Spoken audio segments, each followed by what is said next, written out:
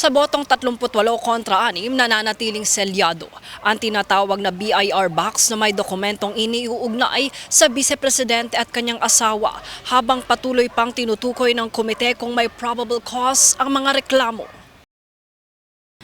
Pinangunahan ni Representative Jervil Luistro ang pagbasura sa mosyon na aniya ay dapat ipagpaliban habang nasa yugtupan ng pagsusuri ang komite. Ang kahon ay naglalaman umano ng mga record mula sa Bureau of Internal Revenue o BIR na posibleng may kaugnayan sa mga alegasyon. Nauna nang iminungkahi ang pagbubukas nito ni Representative Laila de Lima bilang bahagi ng investigasyon.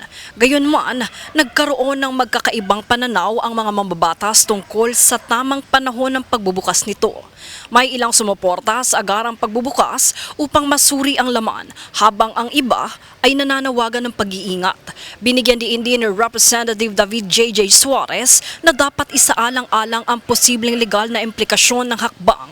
Aniya, may mga nakabinbing petisyon sa Korte Suprema at iba pang hukuman na maaaring makaapekto sa proseso.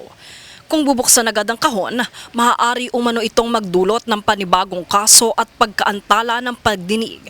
Samantala, sinabi naman ni Representative Luistro na nananatiling gabay ng komite ang konstitusyon sa paghingi ng ebidensya. Ipinaliwanag niyang hindi dapat gamitin ang mga batas tulad ng bank secrecy upang hadlangan ang pananagutan ng mga opisyal. Dagdag pa niya, magpapatuloy ang komite sa pagtalakay ng ebidensya habang tinutukoy kung may sapat na batayan ang impeachment complaints.